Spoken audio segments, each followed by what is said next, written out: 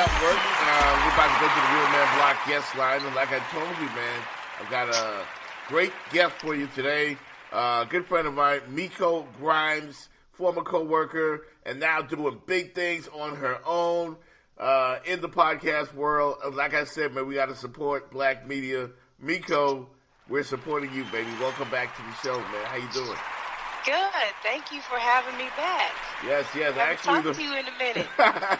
Yes, it's been a while, and actually back for us, first time on the show.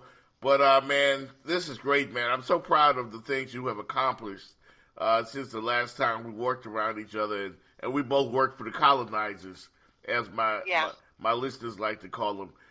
Your thoughts, man, on the whole broadcasting industry and how they treat us as people of color in this industry. Well, when you talk about sports broadcasting, that's different than broadcasting, and it's funny that people don't people think it's racist to say things like black people are more naturally athletic than white people or non-blacks. It's true. And we are also better at sports broadcasting. It's just what it is. And, because we are the minority, because we don't own the networks and the stations, we still get the leftovers. Right. People don't want us to have that platform, because then it's like they don't know what to do with us. They're afraid of us. We're loose cannons is what they like to act like we are, but we're really just realists. We like to tell the truth. We like it to be factual, and we know our people. Mm-hmm. And so who else should be talking about sports than the people that are actually playing that look just like them? Yeah. That's how I feel. Yeah, absolutely. And, a lot of people, some of those, how do you deal with the haters, Miko? That's one thing I always wanted to ask you. How do you deal with, she needs to shut up, this, that? You're very outspoken when it comes, especially to your husband and how he plays. And I love that. But some people have a problem with it. I just don't stop talking. I continue to talk. And, facts kill everything. Right. When you hit people with facts, that's when they get really nasty with me, because they can't handle the truth, and then they start getting personal. But the good thing about me is, Michelle Obama said, when they go low, we go high. And I go lower like Charlemagne the God. I'm going to come down to the mud and play with you in the mud. Right. And a lot of people can't handle that. They think that I'm going to be this typical football wife where I have to keep this impression and this persona up that I'm perfect and right and I don't cuss. No, I do. I cuss you out. However low you go with me, that's how low I'm going to go with you. Right. And I might even go lower. Ain't nothing wrong with that, And, you also have a lot of people, and we're talking with Miko Grimes here on the Jeff Fox Show. We have a lot of people, man, that love the way that you support your husband and what he does. And then you have, we call it women like you, ride or die, soldiers. And every man wants to have one. Do people actually reach out to you, other athletes, wives, girlfriends? Yes, all the time. My DMs are filled with wives and girlfriends. It's like an advice column. It's like a Dear Abby column in my DMs on Instagram. Thought so. And a lot of them say things like, I wish I could be as outspoken as you, but they don't know the game. They don't know the league. They don't know the business well enough to speak like I do. When you jump out there like I do, and you're pumping, beating on your chest and talking trash, you have to be ready for a reaction of other people, or them asking you questions and calling you on your stuff. And I'm ready. Right. I'm ready. I know everything. I'm on top of it. I don't say things that I don't have knowledge on, that I can't speak freely on, that it's not already up there. And so a lot of the wives don't have that courage. And then on top of it, some of the wives do have the information and knowledge, but their husbands don't allow them to be a ride or die in public, per se, because they are more afraid of the league. They're afraid that the NFL will, do something to them, maybe kick them off the team, suspend them. But what they have to learn is your wife. If Brent divorced me today, he's still going to get his check. His check says Brent Grimes. Nowhere on it does it say Miko Grimes. So the teams in the league can't hold you accountable for stuff that you didn't say or do. Right. And a lot of the people are just afraid to challenge them on that. I challenge them. I wish they would do something to my husband's career because of what I said, because then it's going to be a lawsuit. Yeah, I wish more people in sports, in the sports world, period, especially athletes, because I think athletes have the power. I'm not sure they realize that, but in the National Football League this year, I saw some god-awful quarterback play, man. I mean, good Lord. God. You know, and Colin Kaepernick couldn't get a job for shit, you know, and, you know, we cuss on the show. So feel free. You know I've been being polite. I know you were. But, yeah, I mean, that's some bullshit, Miko. Really? I mean, I see dudes signed who haven't played for 3 years signed. Yeah. And then they tell us he's not blackballed. Look at the quarterbacks that made the playoffs in the AFC. Tyrod Taylor, Alex Smith, Mariota, Blake Bortles. Like, these are quarterbacks that are at worst, or at best even sometimes, right at the level of Colin Kaepernick. He's already been to the Super Bowl. And so you can tell that this year alone, the quarterback play was so trash that this would have been the perfect opportunity for Cap to get a job. And that's how you know he's being blackballed. It's not like all these great quarterbacks are playing. You're like, well, it's not really a spot for him. No, there's plenty. And even backup roles, if you don't want to be a starter, he easily could have been a backup on a lot of the teams in the NFL. Yeah, I was hoping my Oakland Raiders signed him, but, you know, we kept Connor Cook and some other cat. I mean, it caused us, I thought, a chance to get to the Super Bowl last year. And then I look around the league, and I just see journeyman after journeyman. Seriously, the quarterback play in the league this year was pretty bad, for the most really bad. part. That's why the ratings were so low. It wasn't because of anything else. It was poor play. Yeah, and I mean, the thing is, could the players have supported Colin more? Do you think they were just flat out scared? Yes, absolutely. Nobody want to be attached to him. What comes with him is being blackballed. And that's unfortunate because this is just the story of us as a people. We have to get to the point where we're willing to lose something for somebody else for the future. That's what I feel like I'm doing. What I'm trying to do is I'm trying to help the future. I'm trying to say and do things so that people coming behind me don't have to be the first person to say it and lose what they have. You know, everybody has bills. Everybody has a family or a household to provide for. So I never get mad at people that didn't support Kaepernick. The people that I got mad at are the ones that talked against him. Now y'all don't went too far. You guys are the problem. If you're afraid to stand next to that man, that's one thing. That's fine. You got to take care of your family. If you're not a starter, you know, you could be kicked off your team at any moment. I get that. But some of the guys that are household names that are established in this league was going against him, and that's the cooning right there. That's the front office and the owners and them saying to them, hey, you're our guy. We need you to say this and say that. Don't be on his side. Like, this is a business. We're not here to talk about race or police. We're here to talk about football. Well, guess what? This league is predominantly black. Yep, 70%, somewhere around there. And just because these players are wealthy or rich, there's a difference between wealth and rich and being okay. The people that they love and that they grew up with aren't there. And those are the people that are being affected by this police brutality and this prison population and gentrification, you know, and discrimination, oppression. We have family that aren't us. Right. I have all of my family is middle or lower class for the most part. So I'm speaking for them because no one listens to the poor. Right. You know, and the thing is, man, I tried not to watch football for the most part, but my listeners on the show were like, you know, they still wanted to watch, so I kind of landed a little bit. But I still support people that decided not to watch the NFL. Yeah. You know, I'm in full support of those people because I just don't see what Colin Kaepernick did wrong.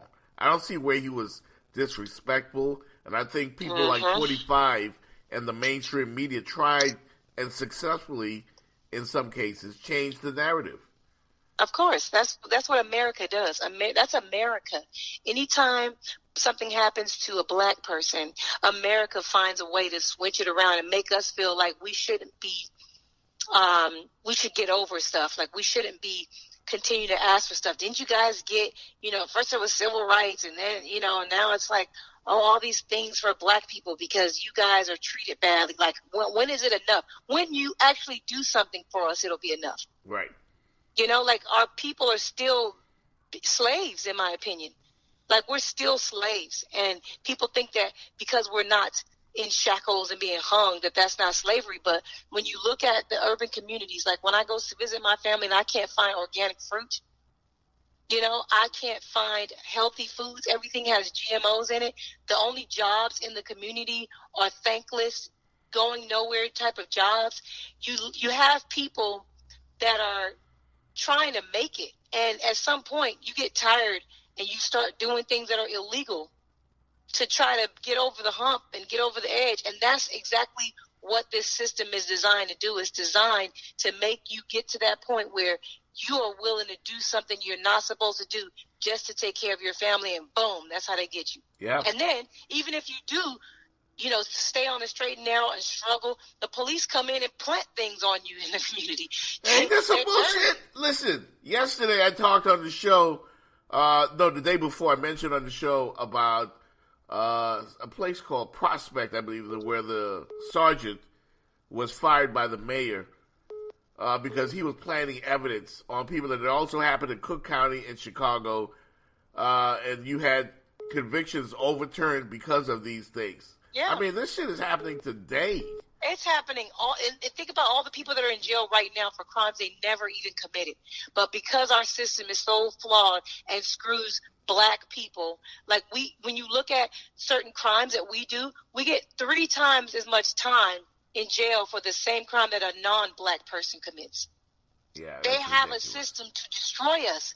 They want to continue to enslave us. And we have to start standing up. The people that have the voice have to stand up. And I don't think it's just athletes. We Right. need these entertainers. We need the rappers. If we can get the rappers to start speaking about this, they have the youth's ear. Uh-huh. They're the ones that need to start speaking about this stuff because the kids listen to the rappers. Yeah, it's not impossible, man. It is definitely not impossible. Follow her on Twitter at iHeartMiko, talking to Miko Grimes here on the Jeff Fox Show. Let's talk a little football, man. Were you surprised by the way things turned out in the playoffs? And do you subscribe to the theory that the Zebras cheat for the New England Patriots? The playoff picture kind of outside of the Saints loss shocked me, and yeah, that was crazy. The Vikings loss shocked me. I actually thought the Vikings were going to beat the Eagles, and I thought the Saints would beat the Vikings. But everything else is kind of happening how I kind of anticipated it. Mm-hmm. But as far as the cheating goes, I think I want to say this. I want to say that the Patriots organization as a whole is bigger than any team in the league. Mm-hmm. And when I say that, I don't just mean monetarily. I mean, like, as far as who Mr. Kraft is and who his friends are and who he rubs shoulders with. Obviously, he's a billionaire like the rest of the owners, but he is a cut above. And I wouldn't put it past him having some understandings with some refs about some things. I wouldn't. I mean, social media was funny, man, after the game with the Jaguars, where Jacksonville came so close. Mm-hmm, actually controlled most of that game. Yeah. And I thought they had it in the bag with a couple of, strange calls in the game. And if you give Tom Brady an inch, yeah, he gonna as take much as I don't like him, man, if you give him an inch, he will just take it from you. Yeah. They're that good, really aren't they? Good. And that's why it's so hard to call them cheaters, because they are really good. Yes. Because at the end of the day, like the refs can do certain things, but they still have to put themselves in position to win. And they still had to make those other plays where the ref didn't cheat. Right. Per se. Do you know what I mean? Uh-huh. And it's Tom Brady. He's incredible. Belichick's incredible. I think that the year, the quarterbacks, it was just a bunch of bums, a bunch of mediocre quarterbacks going at each other all year. That's really pretty much what the league was. Yeah. I thought it took away from the NFL. Yeah. And it was insulting to my intelligence, and I'm sure to yours, to see guys that we know Colin Kaepernick are much better than. Oh, God. Get jobs. It's annoying. It's annoying, and it's like I talk about this with a bunch of my friends, and I talk about how the white quarterback, he will get refurbished multiple times. He's going to go from organization to organization. Doesn't matter how old he is. Doesn't matter what his passer rating is, how many turnovers he's had, how many fourth quarter breakdowns he's had. Yep. If he's a white quarterback and he went to a popular school and he was drafted pretty decently, he's always going to get a job.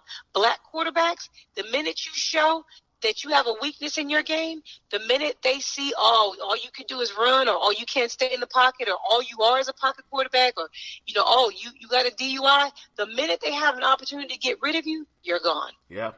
You don't get to hop around the league getting jobs. Geno Smith got a job this year, and I was very shocked.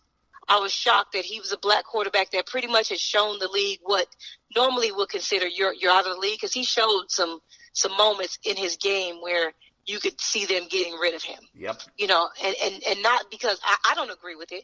I just know how this league is. He's no worse than these other quarterbacks that are bouncing around the league, still commanding checks, sitting there holding a clipboard, making $3 and $4 million a year. They don't allow our quarterbacks to do that. No, we're out of here. And even the ones that are somewhat successful, like Tyrod Taylor in Buffalo, it felt to me, and from the outside looking in, that his own organization didn't want him as quarterback, and he still got them to the playoffs. Yeah. And he had a lot to do with that.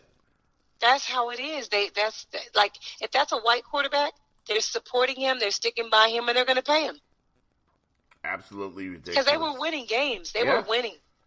And Tyrod's running and passing had a lot to do with it. I mean, the versatility he had. I'm not championing Tyrod Taylor for the Hall of Fame, but I just saw this guy win games. Yeah. I saw him win games. He did what was needed. He did what was needed to win some games, and he's the reason that they made the playoffs, flat out. Yeah, him and Shady, of course. Yeah, so we're kind of going around the sports world a little bit with Miko Grimes here on the Jeff Fox Show. Follow on Twitter again at iHeartMiko. And finally, Miko, I wanted to ask you about LeBron James, who hit 30,000 points the other night. I feel like people in general don't like this guy, and I don't get why, because to me, he is the consummate professional athlete that you want us all to be, you want all our kids to be. He's still loyal to his wife, from as far as I know. Hasn't gotten in trouble. Nothing controversial associated with him, and he's somewhat woke when it comes to social issues. Why do you think people just don't like LeBron, or they associate controversy with him? Well, you have to think about who doesn't like LeBron. There's two eras of people that don't like LeBron. One of them is the Jordan era. And the Jordan era people are people like me, my age, a little bit older. And we, not me, but we, that era, Jordan is everything. He is the GOAT. He is the God. He is the greatest. And now you have this man who is actually better than Jordan if you put it on paper. Yep. And they don't even play the same position, so we shouldn't be comparing them. But LeBron is a complete, well-rounded assassin. He fills up every stat sheet. Jordan didn't do any of that. So when you start saying things like, oh, my God, LeBron might be the GOAT, then the whole entire Jordan era is at your neck, okay? They are not letting you dethrone their Jordan. No, I've been through it. You see what I mean? Yep. And then you have the Kobe era, which are the people younger than I am who are okay with Kobe being compared to Jordan and being less than, but they be damned if you say Kobe is less than LeBron, because Kobe is the next Jordan. And if Jordan is better than LeBron, then Kobe's better than LeBron. Yeah. So that's pretty much what it is. It's two different generations of people that are just hating on a man who is better than both of those players. If you ask me, he's better than both of them. Now, they are both better scorers than he is, but that's one category. Yeah. One. And LeBron, when LeBron gets 40,000 points, and then if LeBron passes Magic in assists, which he's probably going to do both of those, he's going to pass Kareem and Magic in points and assists. maybe then people will be okay with calling him the GOAT. Because what else does he have to do then? He's already passed Jordan. He gonna pass Kareem and Magic. Like, what are y'all waiting on to say this man is a GOAT? Like, it's okay. Like, my favorite player is Allen Iverson. There will never be anyone that's I like more than Allen Iverson. However, I love LeBron, and I'm okay with saying he's the best player that has ever played basketball. There's nothing wrong with that. Wow, I'm surprised to hear you say that. You know, because I'm a Kobe guy. I'll be honest with you, my favorite player of all time. See, I brought you up. But I admit, you feel Kobe's better than LeBron? No, not anymore. I used to though. I used to believe that. I don't believe that anymore. It took me a while to come around. See, you're a grown up. These other Kobe fans, they not having that shit. Yeah. No, they don't want to listen to your conversation about it. No, it's not even listen, I had a battle with Stephen A. About a year ago. Stephen A. and I had a conversation about it, and I tried to give him some facts. He didn't even want to hear the facts. All he could say was 6 rings. Yeah, that's all they're going to talk about is the rings. And if we go by the rings, Miko, then Bill Russell is the best. Yeah, Robert Horry. And Robert Horry. You know, but yeah, you're right. They don't want to let go to the. If I could be like Mike, you know, we were just wrapped up into that, and it's like white folks were with Babe Ruth when Hank Aaron broke his record way back when. They weren't having it in their minds. Babe Ruth was still the home run king, despite what the numbers might say. Right. You know, so we certainly have seen that before. Tell the folks, man, where they can find you, Miko. And what's up with the podcast? How's that going? Podcast is going great. My numbers are really, really well. I'm shocked. I really am shocked that it's been a year and a half. And I used to, when I first started my podcast in May of 2016, it'll be 2 years in May, I used to be so excited to get 1,000 listeners a week. Like, I used to be like, oh my God. And now to be getting 40,000 a week, like, come on.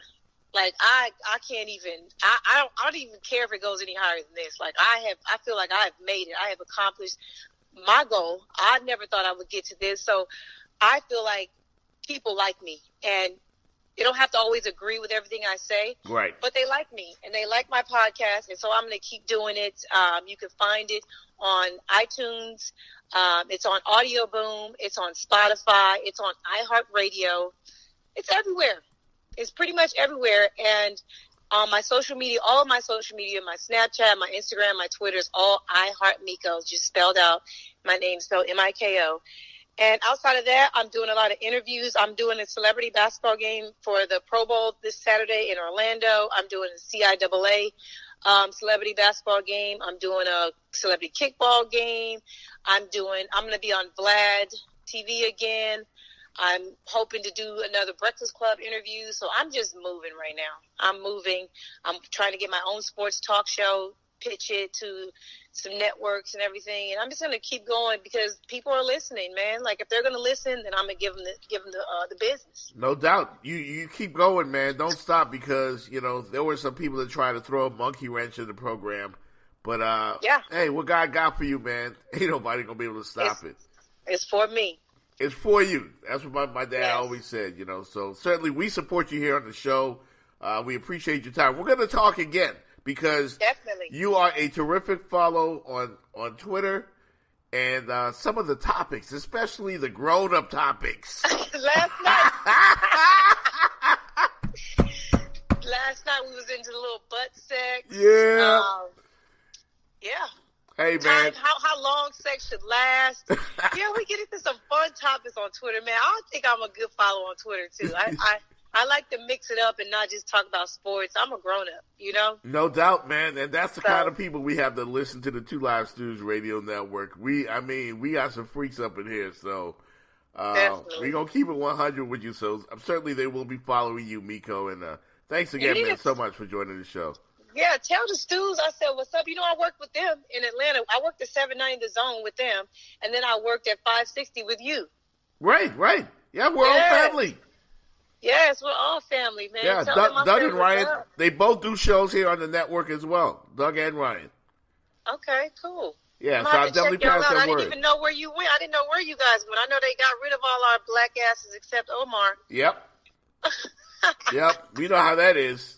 We talk about that shit all the time here on the network, man. And you know what? I feel empowered, man, because, I feel like we control our own shit. It's just that we ain't getting the checks like we used to. But I think that'll come in time. I think it'll come in time. You got to step out, and we need our own people to support us. Yep. That's what we need. Absolutely. Miko Grimes, thank you so much, man. Chuck Box Show, Two Live News Radio Network. We appreciate you, Miko. Thank you for having me. The 2018 Jazz in the Gardens Music Festival. Saturday, March 17th and Sunday, March 18th at Hard Rock Stadium. Featuring Anita Baker, Chaka Khan, Smokey Robinson, Fantasia, Joe, Sultan Peppa, Tasha Combs Leonard, Trombone Shorty, and more. Tickets on sale now at the box office, Ticketmaster.com, or jazzinthegardens.com. Brought to you by the City of Miami Gardens.